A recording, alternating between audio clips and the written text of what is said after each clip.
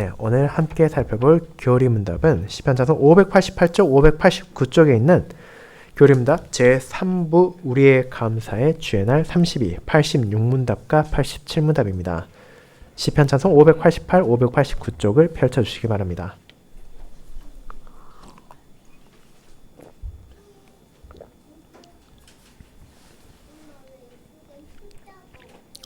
교리문답 주의 날 32, 86문답, 87문답을 교독하도록 하겠습니다.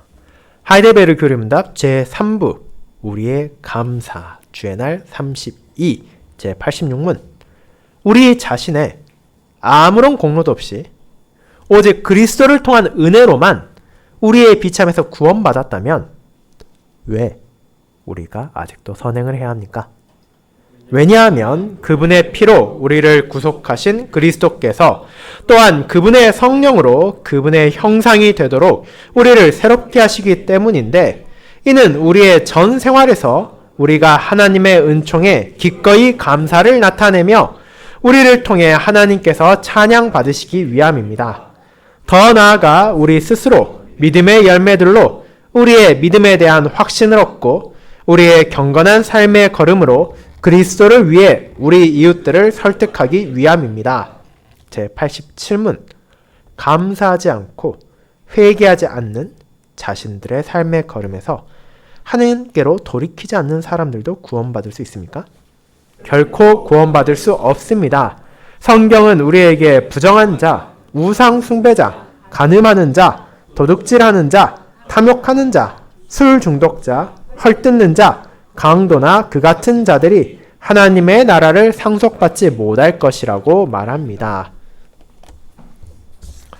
네, 읽는 설교 후에는 찬송 2장 1, 2, 3절로 사도신경을 함께 고백하는 찬송 83장의 2의 2 비절을 이어서 부르도록 하겠습니다. 오늘 오후도 고재수 교수님의 설교를 읽는 설교로 봉사하도록 하겠습니다. 사랑하는 주 예수 그리스도 안에 있는 형제 자매님들, 성경 전체에서 가장 잘 알려진 구절 가운데 하나는 아마도 요한복음 3장 16절일 것입니다. 예수님께서 하신 이 말씀은 잘 알려져 있을 뿐 아니라 신자들에게 큰 위로를 주는 말씀이기도 합니다. 하나님이 세상을 이처럼 사랑하사 독생자를 주셨으니 이는 저를 믿는 자마다 멸망치 않고 영생을 얻게 하려 하심이니라. 이 말씀은 종종 더 짧게 표현되기도 합니다. 예수 그리스도를 믿으면 구원을 얻습니다 라고 말입니다. 이것은 우리에게 주어진 놀라운 복음입니다. 예수 그리스도께서는 자신을 믿는 사람들에게 영원한 생명을 약속하십니다. 이것은 복음의 간결한 고백이자 아름답고 성경적인 고백입니다. 그런데 문제는 이 구절이 쉽게 오용될 수 있다는 것입니다. 종종 사람들은 내가 예수 그리스도를 믿고 있으니 내가 원하는 것을 마음대로 해도 된다라고 생각하기도 합니다. 내가 예수님을 믿고 있기 때문에 내가 무엇을 하든지 간에 결국 영원한 생명을 얻을 것이며, 그러므로 내가 무엇을 하든지 어떻게 살든지 그것은 내가 받을 약속과는 전혀 상관이 없다는 것입니다. 그런 생각은 그들의 삶을 통해 드러납니다. 그들은 법적으로 문제가 되지 않는다면 자기들이 좋아하는 것들을 마음대로 누리면서 불신자들과 전혀 구별될 수 없는 세상에서 행복한 삶을 즐기는 신자로 살아갑니다. 그런 이들에게 있어 기독교라는 것은 결국 입으로 예수 그리스도의 십자가를 믿는다는 것 외에는 교회를 다니지 않는 사람들과 전혀 다를 바가 없습니다. 그것이 바로 주의 날 32에서 다루는 문제입니다. 우리 자신의 아무런 공로도 없이 오직 그리스도를 통한 은혜로만 우리의 비참에서 구원받았다면 왜 우리가 아직도 선행을 해야 합니까? 내가 나의 구원을 확신할 수 있다면 이제 내가 원하는 대로 마음대로 살아도 되는 것입니까? 결코 그렇지 않습니다. 이는 하나님께서 우리에게 원하시는 것이 있기 때문입니다.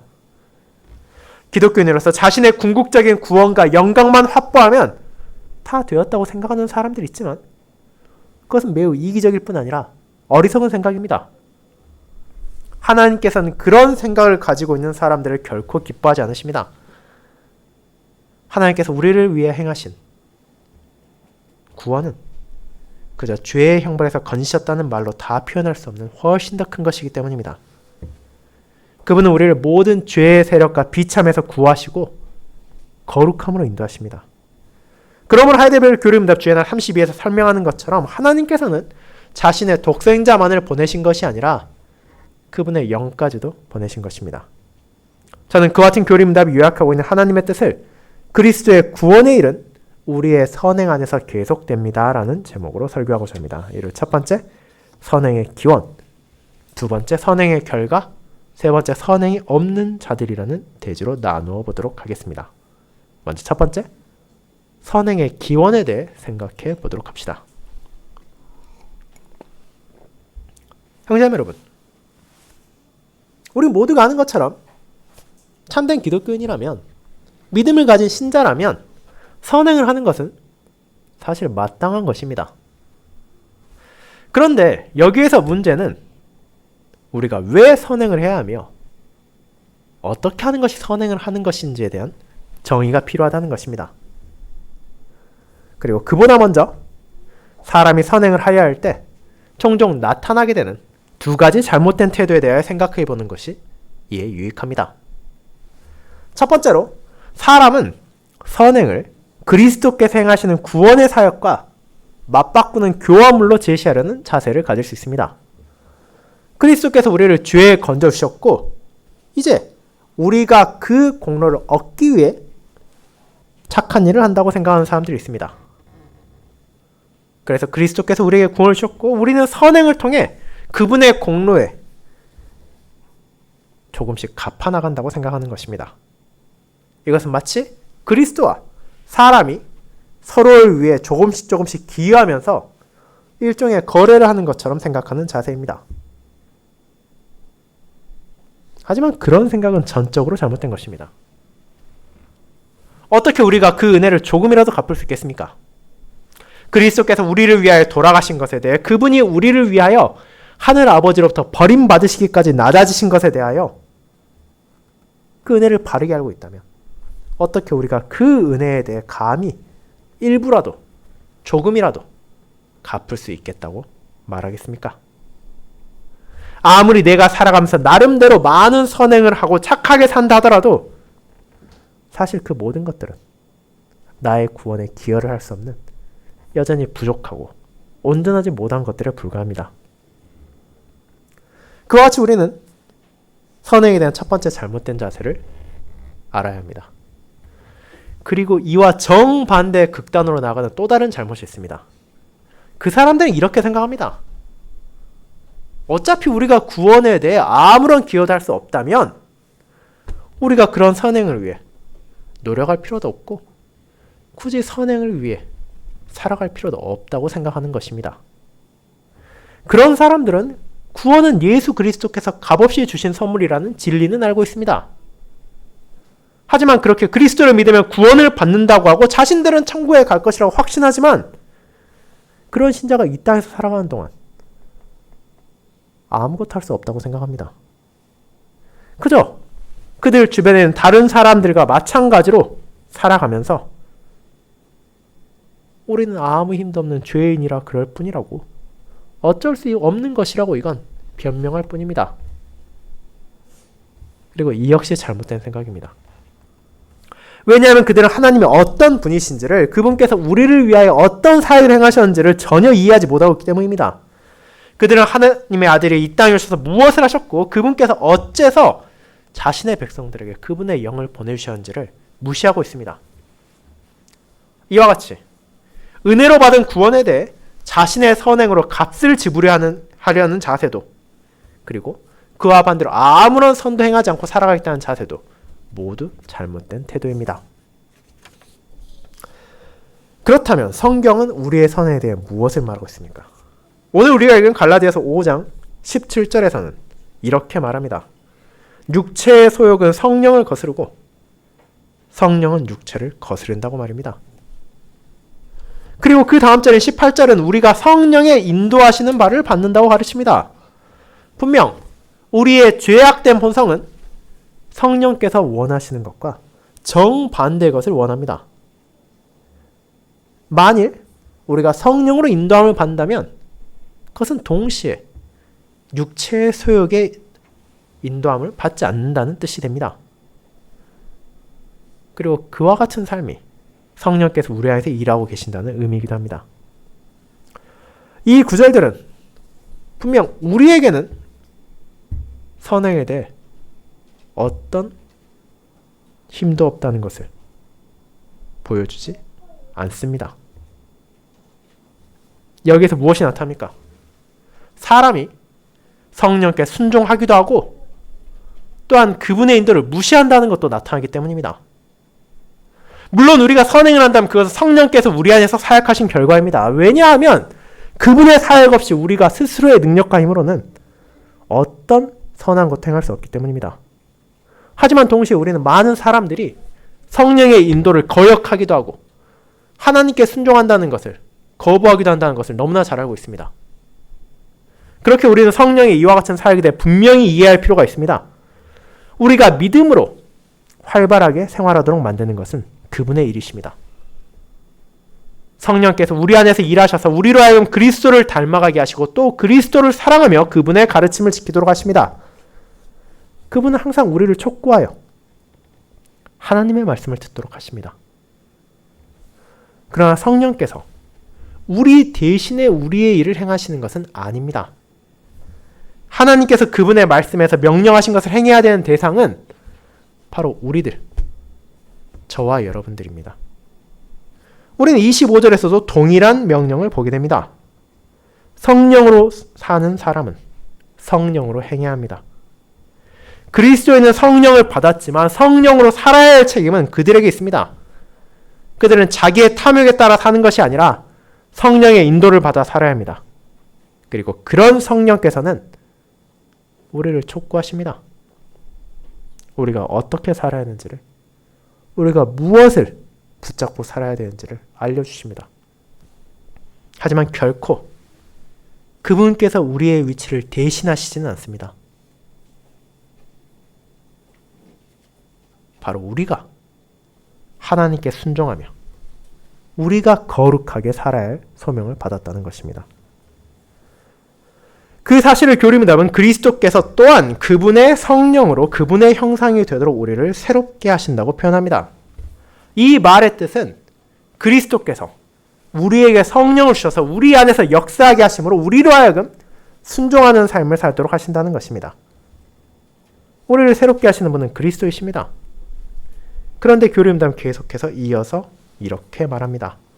이는 우리의 전 생활에서 우리가 하나님의 은총에 기꺼이 감사를 나타내며 우리를 통해 하나님께서 찬양받으시기 위함입니다.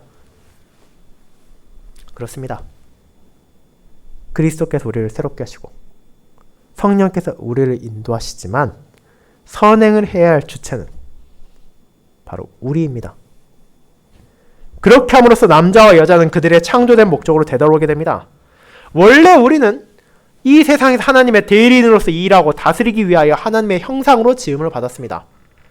하지만 우리의 죄가 그 모든 것을 망가뜨렸고 그 이후 사람은 하나님께 불순종하게 되었으며 하나님의 대리인으로서 이 세상을 온전히 다스릴 수 없게 되었습니다. 이 세상에서 일을 하며 우리는 끊임없이 악한 일들을 행했습니다. 우리는 하나님의 원수인 사탄을 따랐습니다. 그러나 하나님께서 우리를 돌이키셔서 이 세상에서 그분을 섬기는 과업을 행하도록 하셨습니다. 구약의 하나님께서는 그의 백성 이스라엘의 삶을 인도할 많은 법들을 주셨습니다. 그 법들은 그들이 하나님을 순종하면서 어떻게 이 땅에 살아야 하는지를 알려주는 것들이었습니다. 그리고 신약에서 하나님께서는 자신의 영을 주셨습니다. 그리고 우리에게 그분의 성령을 주신 이유는 우리의 자랑을 위해서가 아니라 바로 우리로 하여금 삶의 모든 영역에서 하나님께 순종하도록, 하나님께 감사하도록, 하나님께 영광을 돌리도록 하기 위함입니다. 사랑하는 형제자매 여러분, 성령 하나님의 이러한 사역은 우리가 이 세상에 있을 동안에는 완성되진 않습니다. 우리는 우리 안에서나 혹은 다른 신자들의 삶 가운데 크고 작은 죄를, 그리고 크고 작은 부족함과 연약함을 계속해서 발견하곤 합니다. 때로는 그로 인해서 성령께서 내 안에는 계시지 않는 것이 아닌가라는 염려를 품을 때도 있을 것입니다. 하지만 성령께서는 우리를 홀로 두지 않으십니다. 그분은 우리를 선행에 대해 활동적으로 만드십니다. 그분은 우리 안에서 일하셔서 우리가 거룩함을 향해 지속적으로 나아가도록 하십니다. 그분은 우리를 신실하게 만드셔서 우리가 행하는 모든 일에서 하나님의 거룩한 뜻을 순종하도록 하십니다. 그렇게 그리스도의 구원의 사역이 우리를 순종하게 하시는 성령 안에서 계속됩니다. 어느 누구도 예수 그리스도의 구원은 받아들인다고 고백하면서 성령 하나님께서 요구하시는 순종은 거부하겠다고 내겐 필요 없는 것이라고 나의 구원과 상관없는 것이라고 말할 수 없습니다. 왜냐하면 그 두 가지는 언제나 함께하는 것이기 때문입니다. 거기에서 이어서 이제 선행의 결과에 대해 알아보도록 하겠습니다. 성도 여러분, 다음으로는 성령께서 우리 안에서 이렇게 행하신 일이 어떠한 결과를 낳게 되는지를 살펴보도록 하겠습니다. 그런데 그 결과는 사람들이 생각할 수 있는 것보다 훨씬 더 풍성하고 놀라운 것입니다. 그러한 사역의 결과를 교리문답이 가르치는 것처럼 세 가지 측면에서 생각해보면 다음과 같습니다. 먼저 우리의 선행은 하나님에 대하여 중요한 의미가 있고, 둘째로는 우리 자신에게도 중요한 의미가 있으며, 마지막으로는 내 주변에 있는 이웃들을 위하여서도 중요한 결과들을 낳는다는 것입니다. 그렇다면 어떻게 우리의 선행이 하나님께 대하여 중요한 의미가 있을 수 있습니까? 그 이유는 우리의 삶이 바로 하나님을 향한 감사를 드러내는 통로가 되기 때문입니다. 많은 사람들이 이 대답을 생각하지 않고 있습니다. 보통 우리는 감사를 표할 때 말이면 충분하다고 여기기 때문입니다. 그래서 다른 누군가의 호의를 받으면 우리는 정말 감사합니다, 고맙습니다 라고 말하고 그것이면 충분하다 여길 때가 있습니다. 물론 그와 같은 감사를 입으로 표현하는 것은 분명 필요한 것입니다. 선물을 받으면서도 고맙다고 말하지 않는다면 그것은 상대를 향해 큰 무례를 범하는 것이라는 것도 우리가 알고 있기 때문입니다. 그렇게 우리는 성령을 보내심으로 우리를 새롭게 하시는 하나님을 향해 감사의 기도를 드리는 것은 마땅합니다. 그런데 교리문답이 말하는 감사의 표현은 그와 같이 입에서 나오는 기도와 고백보다 훨씬 더 깊은 곳으로 향합니다.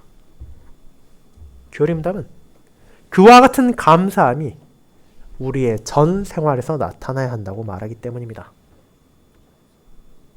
하나님을 향한 신자의 감사는 말로는 충분하지 않습니다.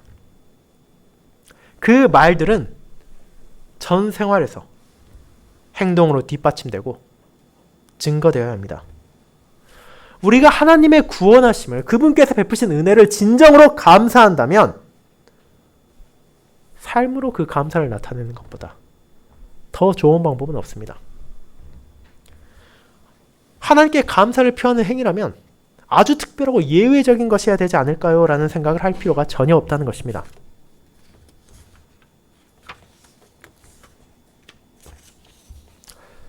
그와 같은 감사의 마음은 다른 무언가를 요구하는 것이 아닙니다. 아주 특별하고 아주 예외적인 방식의 감사를 하나님께서 우리에게 요구하시는 것이 아닙니다. 바로 하나님의 뜻을 따른 행위를 통하여, 즉 하나님께서 내게 주신 말씀에 따라 단순하게 살아가는 것을 통하여 그와 같은 감사가 눈에 드러나게 살아가기를 원하시는 것입니다. 분명 하나님을 찬양하는 것엔 다양한 방법이 있습니다. 하지만 순전한 마음으로 드리는 순종보다 더 좋은 것은 없습니다. 이와 관련해 로마서 12장 1절에 놀라운 표현이 나옵니다. 바울은 우리의 몸을 제물로 드리라고 말하면서 그것이 우리의 예배라고 말합니다. 감사의 말을 하고 그에 따른 감사 행위가 따라오는 것이 예배입니다.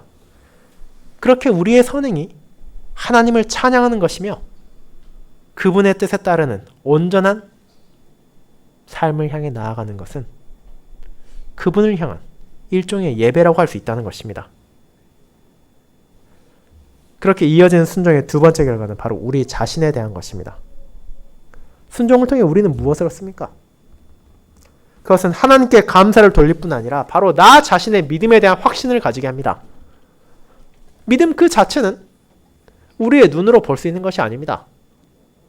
내가 내 가슴을 들여다본다 하더라도 혹은 다른 사람의 머리 위를 본다 하더라도 그 믿음의 수치가 얼마인지 그 믿음이 어떠한지를 누구도 볼 수는 없습니다.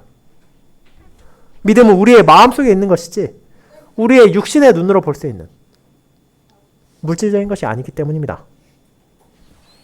그런데 그런 믿음을 볼 수 있게 만드는 유일한 통로가 있습니다. 그것이 바로 믿음의 삶입니다. 우리는 그와 같이 순종하고 감사하며 살아가는 사람들의 모습을 볼 수 있습니다. 그렇게 신자는 자신의 삶 가운데 믿음의 행위들을 볼 수 있습니다. 저와 여러분의 삶을 되돌아본다면 분명 거기에는 많은 죄악이 있을 것입니다. 그것은 저도 여러분도 마찬가지입니다. 하지만 우리가 사막에 대해 생각할 때 마치 거기에 모래밖에 없는 황량한 장소라고 여기기 쉽지만 그 안에도 곳곳에 핀 꽃들이 있고 생명차들이 숨어있는 것처럼 우리의 죄악 사이에는 믿음의 열매의 선행들도 함께 있는 것을 우리는 보게 될 것입니다. 우리의 삶 가운데 결코 우리의 힘으로 행하지 않았던 일들, 우리가 다른 사람에게 좋은 인상을 주려고 계산적으로 행하지 않은 일들도 있습니다. 하나님을 향한 순종으로 하나님의 뜻에 따르기 위하여 우리는 의식적으로 그리고 때로는 무의식적으로 그러한 일들을 행하였습니다. 그와 같은 선행을 발견하게 될 때 우리는 자신에 대해 자만하지 않도록 주의해야 합니다. 그리고 그 모든 것들에 대해 감사의 마음을 품어야 합니다. 왜냐하면 그와 같은 순종의 열매들을 우리가 발견하게 될 때, 감사의 열매들을 깨닫게 될 때, 그것은 나 자신의 훌륭함을 보여주는 것이 아니라 바로 우리의 믿음이 살아있다는 것을 보여주는 것이기 때문입니다. 우리가 믿음을 행하는 모든 일들은 우리 안에 믿음이 살아있다는 분명한 증거입니다. 그리고 선행의 마지막 결과는 우리 이웃들이 그와 같은 경건한 삶의 걸음을 보고 그리스도께 나아온다는 것입니다. 이는 우리의 선행이 우리의 삶의 모든 영역이 바로 믿음을 전하는 도구가 될 수 있다는 것입니다. 그렇다고 해서 말로 우리의 믿음을 증거해서 안 된다는 뜻은 전혀 아닙니다. 믿음을 전하는 것은 무엇보다 말로 행해지는 것이기 때문입니다. 결국 우리가 전하는 것은 하나님의 말씀이며 그분께서 주신 복음이기 때문입니다. 하지만 문제가 무엇입니까? 그렇게 훌륭한 복음을 전하지만 정작 우리의 삶이 그 복음에 따르지 않는다면, 우리 입에서 나오는 말과 모순된다면 거기에 어떤 설득력이 있겠습니까? 우리 주변의 사람들이 우리가 하나님의 말씀을 전하는 것을 보고 듣지만 동시에 보게 되는 것이 우리의 악한 행위라면 그들이 무슨 생각을 하겠습니까? 그들이 과연 복음을 받아들이겠습니까? 복음이 정말로 아름답고 놀라운 진리를 담고 있다고 생각하겠습니까? 그렇지 않습니다. 그들은 복음이 실제로는 공허한 말에 지나지 않는다고 판단할 것입니다. 아무리 훌륭해 보이지만 정작 그것을 받아들였다 한 이들의 삶이 그 복음을 모르는 사람들과 전혀 다르지 않다는 것을 보기 때문입니다. 하지만 그들이 선행을 보게 된다면 어떻습니까? 하나님의 말씀에 따르는 우리의 삶을 그들이 깨닫게 된다면 그것은 어떤 영향을 주게 됩니까? 그들은 복음에 무엇인가가 존재한다고 얘기될 것입니다. 복음의 메시지가 그것을 고백하는 사람들을 변화시키는 것이 그들의 전 생활을 통해 드러난다는 것을 알게 될 것입니다. 베드로가 믿지 않는 남자와 혼인하여 사는 여자에게 가르친 것도 마찬가지입니다. 그런 삶을 산다는 것이 힘들다는 것을 모두가 알고 있지만 그녀가 신자로서 믿음에 합당한 삶을 나타냄을 통해서 그녀의 남편이 복음으로 이끌림 받게 하도록 위하여 아내는 믿지 않는 남편에게도 순종하는 자세를 가져야 했습니다. 그러한 것은 아주 특별한 경우이지만 그리스도를 향한 우리의 순종이 이웃들을 어떻게 도울 수 있는지를 보여주는 매우 분명한 사례이기도 합니다. 물론 그와 같이 선행을 한다 보면 때로는 손해를 보게 될 때가 생길 것입니다. 그것은 분명한 사실입니다. 우리가 죄악과 어느 정도 타협한다면 적당히 다른 사람들이 하는 것에 눈을 감으면 이익을 얻을 수 있는 경우라도 우리는 그렇게 해서 안 되고 그렇게 할 수 없다는 것을 알고 있습니다. 우리에게 이익이 될 것이 무엇인지 분명히 알면서도 그냥 지나가도록 해야 하는 일들이 많습니다. 하지만 그렇게 하는 것이 일시적으로 내게 손해처럼 느껴진다 하더라도 그것을 내는 유익이 훨씬 더 크다는 것을 우리는 알고 있습니다. 우리가 성령의 능력으로 그분의 인도하심에 따라 선을 행한다면 그러한 우리의 삶을 통하여 결국 하나님과 우리와 우리 주변의 이웃 모두가 실제적인 유익을 얻게 된다는 것을 알고 있기 때문입니다. 사랑하는 성도 여러분, 그렇게 세상과 타협하지 않고 오직 하나님의 뜻에 따라 선행을 하는 것, 자신의 삶의 모든 영역을 다스리는 것은 분명 어려운 일이고 일생에 걸쳐 계속되는 투쟁입니다. 그럼에도 하나님의 뜻을 행하는 것이 언제나 가장 좋은 것입니다. 그 유익은 우리 자신을 위해서만이 아니라 우리의 이웃들을 위해서도 그러합니다. 그리고 마지막으로 선행이 없는 자들에 대해 알아보도록 하겠습니다. 여러분, 그렇다면 마지막으로 감사의 열매인 선행에 관심이 없는 기독교인들이 어떠한 상황에 처해 있는지를 생각해 보아야 합니다. 만약 어떤 신자가 계속해서 죄 가운데 살아간다면 그것은 어떤 것입니까? 그것은 무엇을 의미합니까? 제87문답에서 교리문답은 성경을 요약하여 다양한 죄의 목록을 열거한 후에 어떻게 결론을 내립니까? 그와 같은 죄를 짓는 이들은 하나님의 나라를 유업으로 받지 못한다고 말합니다. 예수 그리스도께서 이 땅에 하나님의 나라를 세우려고 다시 오실 때 그들은 그 나라에서 결코 환영받지 못한다는 것입니다. 물론 이러한 말을 들을 때 우리는 그것이 너무 가혹한 것이 아니냐고 생각할 수도 있습니다. 정말 이런 죄인들이 하나님의 나라에 살 수 없습니까? 만약 어떤 기독교인이 도적질을 하거나 간음을 저지르거나 술에 중독되거나 험담에 탐닉한다면 그리스도께서 그 사람이 그분과 함께 살도록 허락하지 않으신다는 뜻입니까? 우리가 먼저 알아야 할 점은 교리문답에 나온 이러한 선언이 성경에서 직접적으로 인용된 것이란 사실입니다. 고린도서 6장 9절에서 바울은 이렇게 말했습니다. 불의한 자가 하나님의 나라를 유업으로 받지 못할 줄을 알지 못하느냐라고 말입니다. 그리고 그는 이어서 죄인들의 목록을 제시하는데 이것이 제87문답이 직접적으로 가져온 구절들입니다. 비록 그와 같은 죄를 짓는 사람들이 세상에 사는 동안에는 자신들이 신자라고 말한다 하더라도 결국 그 모든 죄인들은 그분의 나라에서 죄된다고 하나님의 말씀 분명히 가르칩니다. 이러한 죄들은 하나님께서 보시기에 악한 것이므로 하나님께서는 그러한 사람들이 자신의 영광에 들어오는 것을 결코 허용하지 않으실 것입니다. 그런데 문제가 무엇입니까? 우리는 여전히 너무나 자주 죄에 대해 쉽게 말하고 가볍게 생각한다는 것입니다.